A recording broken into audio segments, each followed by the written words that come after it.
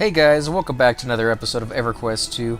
Now we're doing the Qeynos City Festival, which is a festival that happens every month in a different city. So this month it's happening in the Qeynos, or just right outside of Qeynos actually. You can see the bridge right there, which leads down to South Qeynos, which is now referred to, I think, as the Capital District, or something along those lines. And if you come right out, you'll see Kella Swampfoot. Now she's the one who offers you the quest.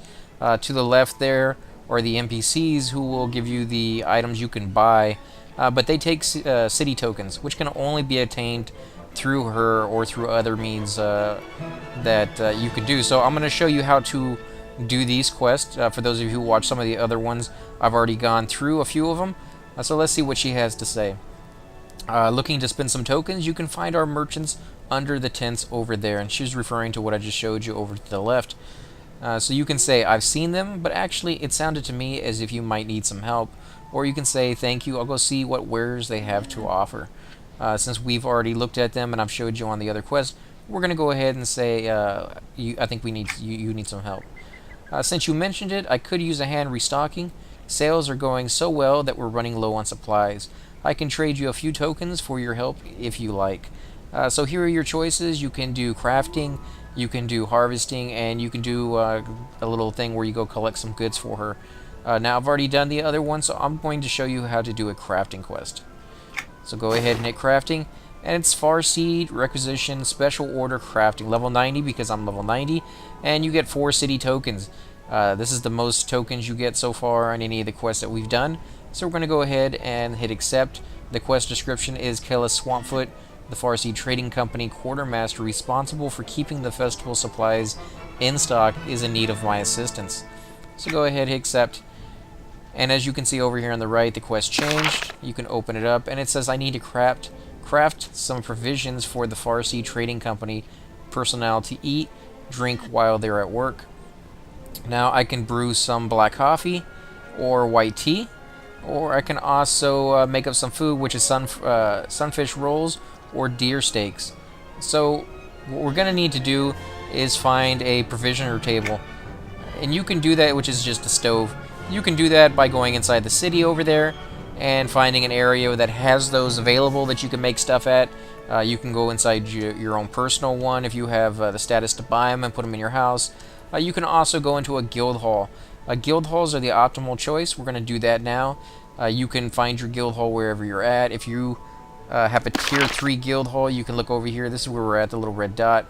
But down here where the bells are is the bells to the guild hall tier 3. If you have a tier 2 guild hall, it's in Qeynos, you know where that's at. I've gone over those before, so if you're interested in finding out where all the guild halls are, you can watch those videos. But for now, anybody who's ever been in a guild hall knows that you can get a spell that will cast you, will take you directly to your guild hall. So we're going to go ahead and use that. Now the benefits of using a guild hall are quite obvious. All the vendors are there.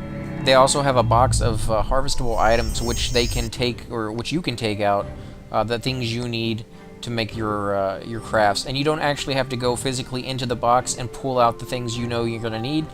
Just as while you're in the zone crafting, any of the items you need will automatically be pulled out of that box, while you're crafting the item. So a very nice little thing to have, but you will have to have the fuel for whatever tier that you're using. So this is our guild hall, the guild hall of the League of Extraordinary. You can see the trophies there and everything else. Everybody's guild hall will look different. You can decorate it however you want. So we're going to go ahead and move over to the crafting area, which is our main hub. Because there's so much stuff in this zone, it takes a little while for things to pop up. As you can see, I know exactly where I'm going, so I'm going to go ahead and beat it to it and wait for it to finally recognize that there should be something there. And this is what a stove looks like right here. This is the stove, and you want to get close to it. And so you can right click on and say create. It should pop up. And then you click into the search and look for whatever you're looking for. We're going to go ahead and put white tea in. And there it is, trivial level 7. So you can click on it, and it will show you what you need. White tea leaf, liquid, and another tea leaf. And then this is the thing that you should have yourself, the fuel component. It's 6 basic kindling. They're pretty cheap. You can buy them from fuel component merchants. They're pretty much everywhere. So go ahead and hit begin. And this is the tab for those of you who have never... that sucks, I hit that wrong. Okay, see, as you can see, when you get one of those items wrong, you lose progress. So go ahead and do this. And you can keep clicking away. Wait for that to come back. These first 3 are for durability. The second 3 are for progress. As you can see, the durability is your green bar, the progress is your blue bar. You want to make sure that you keep your durability up. At the same token, you want to make sure that you keep doing progress, because that's how you're going to finish the item. And there we go, we got 2 done. If you only get to the 3rd stage, you only get 1 at a time. So we're going to go ahead and do another one of those. And you can just hit the little repeat button right here. And again, it takes you back to the screen, and you see all the stuff you need. You can change the quantity on some items. This one you can't. And go ahead and hit begin. Again, make sure that when any little icons pop up, you hit the right one corresponding to that icon. But in the meantime, just keep clicking away. It does take a little while. A lot of people find this very relaxing. I've done this quite a bit as I leveled my guy up to level 90 in his tradecraft. Oh, and see, I got that one just by pure luck. So you don't have to keep clicking these in between those, but it does help. A lot of the times at higher levels, if you're competing or completing a really hard item, if you don't click these, you're gonna fail. Those little items or little icons don't pop up enough, usually in a recipe to help you actually finish.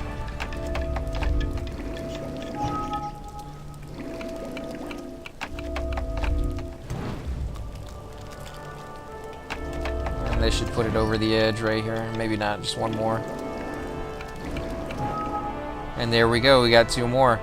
So now that we're finished with those, what we're going to do is hit this little button, recipes. It takes us back to the recipe list. And now we're going to backspace this, or you can just clear it. And we're going to be looking for, let's say, sunfish rolls. And there they are right there, level 2 trivial. So go ahead and hit complete, or create. And you can see the ingredients that you need for this. Sunfish, dough, and more sunfish along with the kindling. This one only takes 1 though. So we're going to go ahead and make one of these.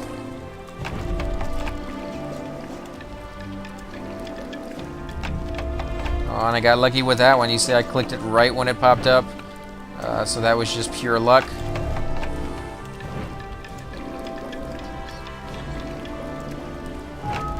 Remember to keep an eye on both your progress and your durability. If your durability is going down, click a few more buttons in your durability. If your progress isn't going as fast as it should, click a few more buttons in there. Oh, see, I got the wrong one on that one. My durability, see, I took a huge chunk right there off. And my progress was slowed as well. So hopefully I'll be able to finish this one. If I can get another button to pop up. Wait for it. There we go. So I should be fine now. Oh, of course I get one wrong right at the very end. If I can hurry up and finish it off, it shouldn't downgrade. And there we go. We got 2. So we're going to do 1 more of those. Again, hit begin.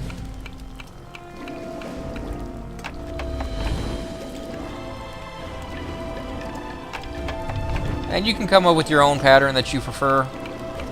But as you can see, you can only do one or the other of the 3 buttons. You can't do 3 durability and then 3 progress at the same time. You have to choose between the 2.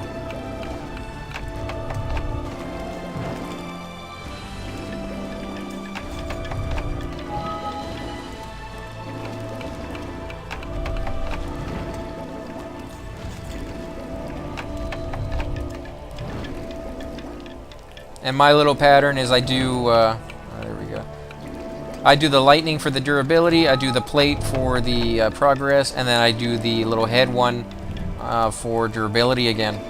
Simply because I like to decide on the caution to make sure that my durability doesn't go down. If it goes down, it's very, very hard to get it to go back up again.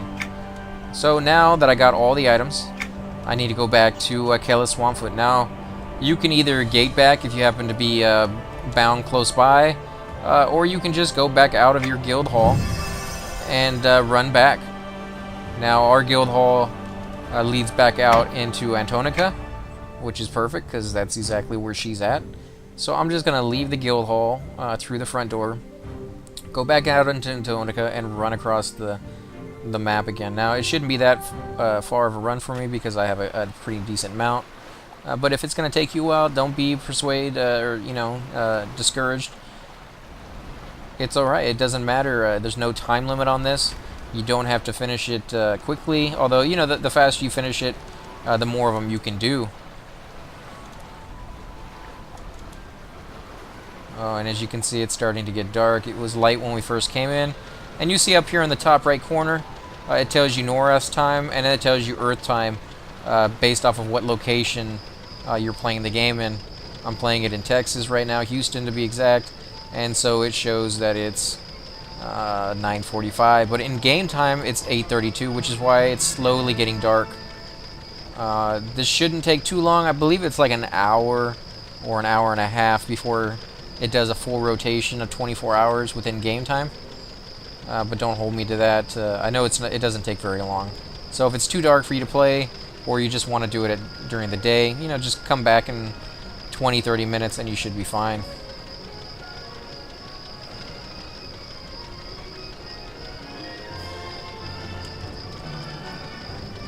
Go ahead and zoom in. And as you can see, she has a book over her head. So we'll go ahead and talk to her.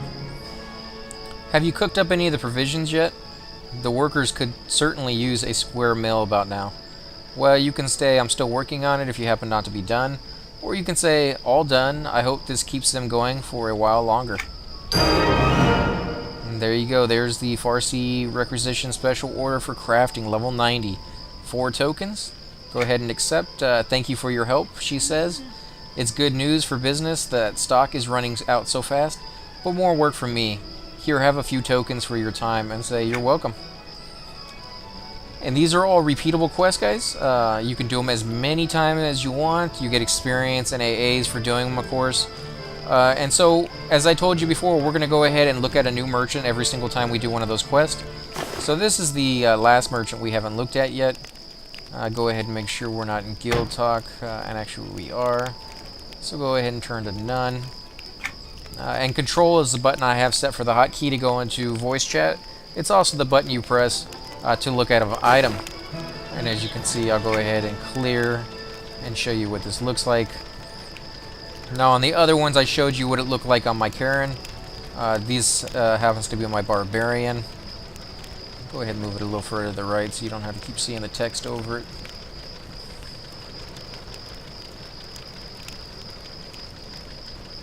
And of course these are lore, temporary, and heirloom, which means as soon as you log off or go link dead, these items will disappear, which is why they're so cheap.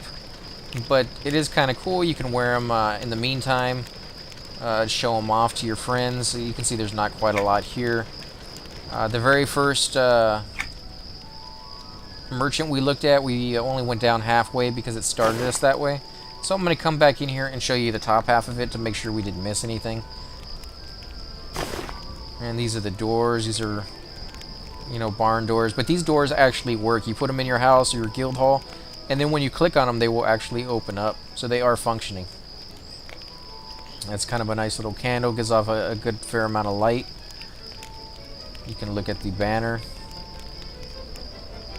You can hang that on your wall. You can make them bigger or smaller. It's a display case. I actually have one of those in my guild hall. For those of you who watched the video that I made to show off my guild hall, you'll see all the stuff that I've gotten. Most of it has been from these festivals. Some of it been from collectibles. That's a 4-post one. That's kind of nice looking.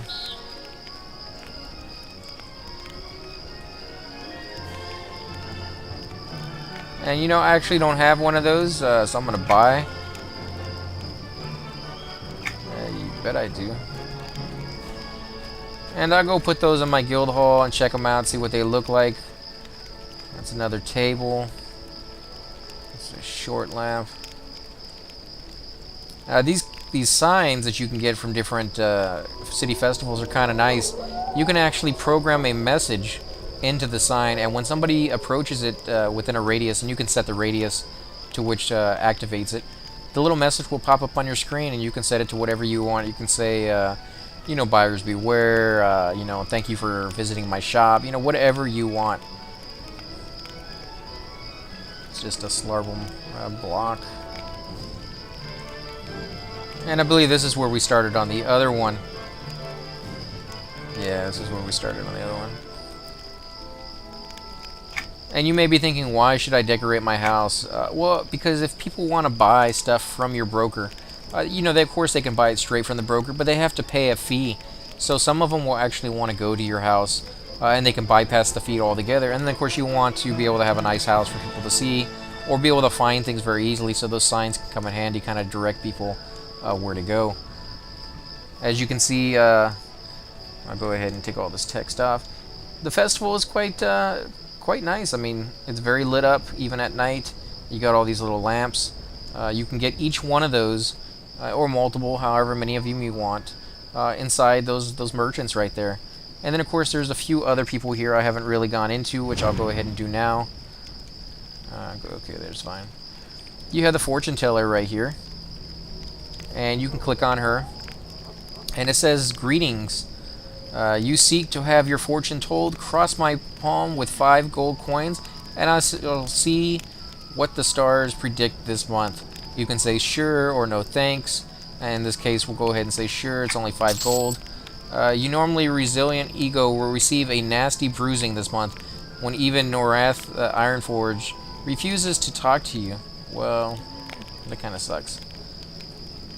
You also have token exchange merchant right here. So if you have tokens from, say, other festivals that you've done, not necessarily city festivals, but from other events, you'll see that you can take these tokens and actually transfer them over to city tokens. There's quite a few that you can change over, although it's 5-to-1 ratio, which is pretty bad in my opinion. I would just hang on to these, use them for the events that they came out for. And then you have these other little characters who are just sitting there. They're just there for looks, like mannequins kind of thing. But it is a nice little atmosphere. And then there's Kella Swampfoot. So this will be the last quest for the City Festival for Qeynos, guys. If you like these little short videos, please hit the like button, subscribe, leave a comment below, or hit me up in game. I'll always be happy to group with any one of you guys. So thanks again for watching, and look forward to my new videos coming out.